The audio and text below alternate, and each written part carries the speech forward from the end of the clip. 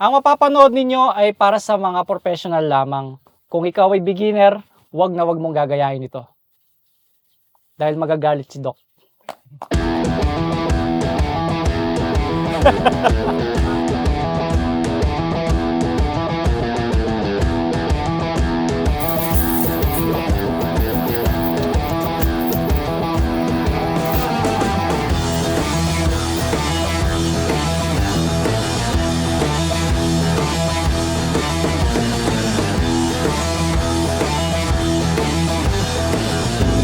Nag-enjoy ka ba, Doc, sa pununtahan natin? Enjoy, ang ganda ng tanawin, ang luwag ng daan.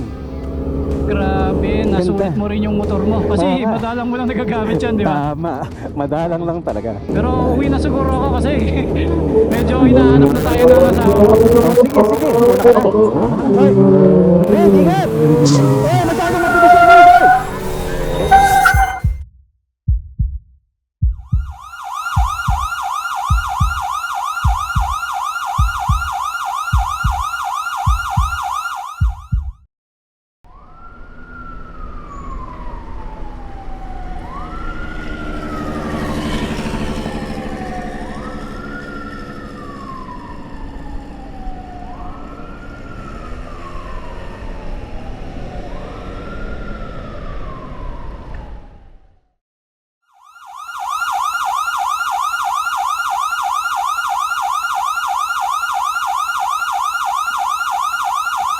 O kala nyo may nangyari kay Reed, no?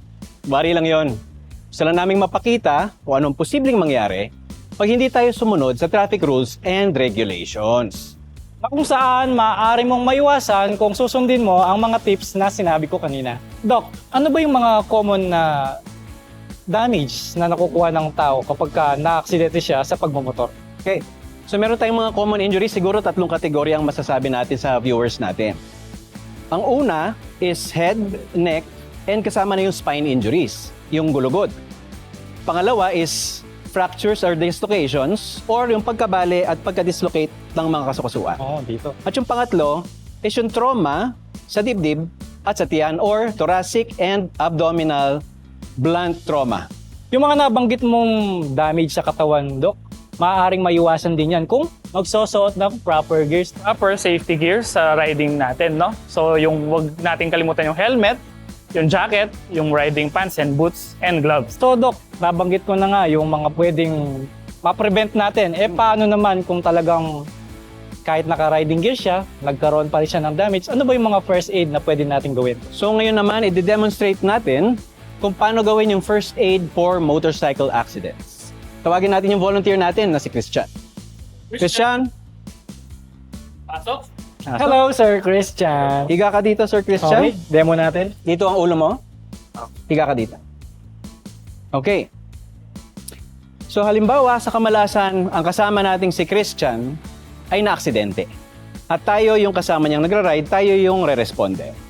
Ang unang-una natin kailangan gawin is make sure na safe yung paligid para tayong rumiresponde, hindi naman tayo yung susunod na ma-accident. Kailangan safe rin tayo. Dapat safe tayo. So, ang tawag doon, survey the scene. So, tignan kung may paparating, tignan kung ano mang merong balakid dyan, tignan kung may nasusunog, at kung ano man. Ngayon, kung nandun tayo in the middle of traffic, siguro pwede tayong maglagay ng early warning device. Para maaga pa lang, Alam nila. maiwasan na tayo ng oncoming traffic. After ng survey the scene, kailangan nating i-check yung consciousness or kung gising ba si Christian o hindi. So, ang gagawin natin, luluhod tayo sa tabi at magtatap lang lightly. Huwag natin siyang aalugin. Christian, are you okay? Okay ka lang? Okay, so pwedeng sumagot, pwedeng hindi. Pag hindi sumagot, then ibig sabihin, nawala na malay. Okay? After natin ma-establish yun, kailangan tayong tumawag ng saklolo. Dahil kahit anong gawin natin dito, kung wala namang paparating, wala rin tayong magagawa for Papapatagal lang, Doc. Tama, tatagal. So kuha si phone, tawag ng ambulansya, pulis, o kung ano man na pwedeng tumulong sa atin. Kasamang nag-ride, pwede rin. Kasama nag-ride, pwede rin. At isabihin ng briefly kung ano yung nangyari. Para alam nila more or less kung ano yung kailangan nilang paghandaan. After nun, na-establish na natin yon, nakatawag na, kailangan nating pag-aralan yung ABCs. ABC. Napakadaling tandaan. ABC. ABC. Ang ibig sabihin ng ABC is airway, breathing, circulation. So paano natin i-check yun? Ang airway, is titignan natin yung parte ng muka ng victim kung wala bang nakaharang sa ilong o sa bibig. Maaari itong foreign material, maaring balaklava, maaring dugo, no? Mas maganda kung matanggal natin yon para kung malaman natin na makakahinga talaga siya. Okay? Yun ang airway. Breathing is of course, kasi kailangan natin malaman kung humihinga siya ng mag-isa. Okay. So paano natin gagawin yon? Mula sa anggulong to, titignan natin ng ganito kung umaangat at bumababa ang dibdib ng biktima. Pag umaangat at bumababa ng kusa, ibig sabihin, Humihinga mag-isa. Okay. And then, ang last is C, which is circulation. Ang circulation, kailangan lang nating malaman kung may pulso ang pasyente. Ang pinakamadali siguro para sa atin is ang radial pulse na nandito, gamit ang dalawang daliri, huwag iipitin, pakiramdam lang, ipatong lang. Kung may pulso, then ibig sabihin, tumitibok ang puso. Wait lang, Doc. Mas madali bang malaman ang pulso dyan o doon sa leeg? Ano yung mas maganda? Pwede sana sa leeg. Ang problema, ayaw nating galawin siya dito as much as possible. Oo. Baka may damage Dahil nga nga. hindi natin alam, hindi naman niya nasabi sa atin dahil nawalan siya ng malay kung may masakit ba sa leeg o wala. Kaya- So ito yung pinaka-accessible para kapait. Oo. Tama, At okay. madaling, kung naka-jacket man siya, madaling iusog yung jacket para lang makapay ang digyan. Okay. Oo. Ngayon, halimbawa, parating na si ambulansya pero mukhang matatagalan pa. Ano ang pwede natin gawin para mas maging safe si Christian? Pwede natin siyang itabi kung nakagitna. Pero hindi mo yun magagawa ng mag-isa. Kailangan may katulong ka. So tatawag ka sa mga kasama mong nagra-ride or kung merong taong nanonood dyan, papatulong ka. Pero ikaw nakakaalam, ikaw ang magtuturo sa kanya. Okay. So tulungan mo ako, Eugene.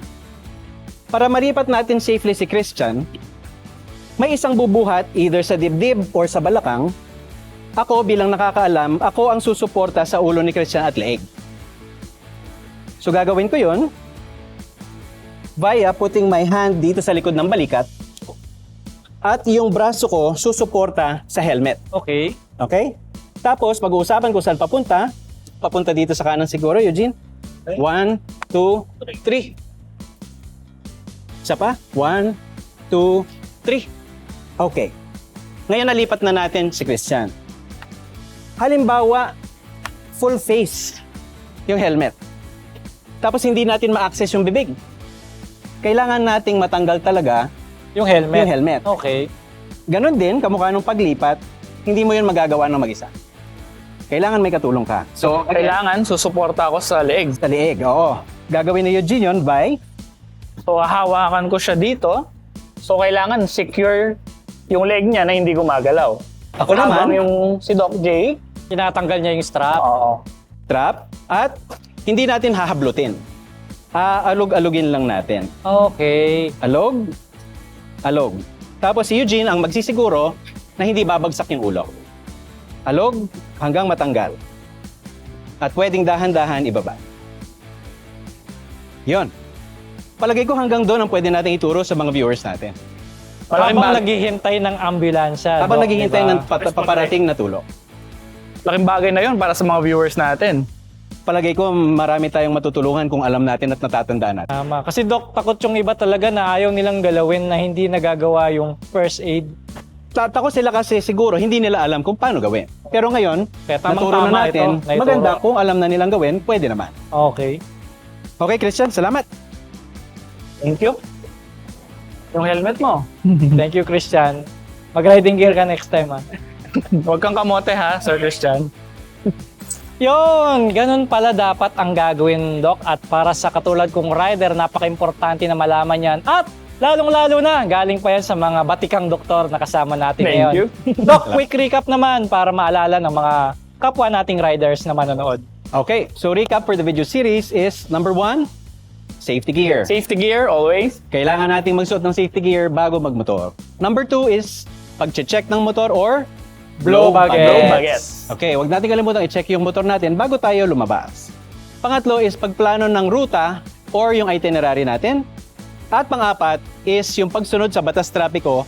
At wag natin kalilimutan yung binigay na tips ni Boss Reed Tips ni Boss Reed. for group and solo ride. Rider. So ikaw, Doc, baka meron ka pang last na message sa mga rider na kasama natin. So with that, thank you very much for watching our videos.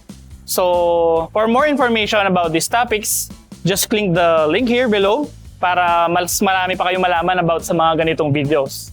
And watch out sa mga susunod pa na papalabas ng PRI Medical Center. Thank you very much and have a good day. Sandali, kailan ba tayo magra-ride? Bukas na? Bukas ba Mamaya tayo na. mag-ride? Mamaya na. Mamaya agad. Pwede ba tumahin muna? Okay lang. Sabay tayo. O sige. Teka, kasama niyo ako. Nandito Pwede naman ka sa CR. Malaki yung kubetas niya.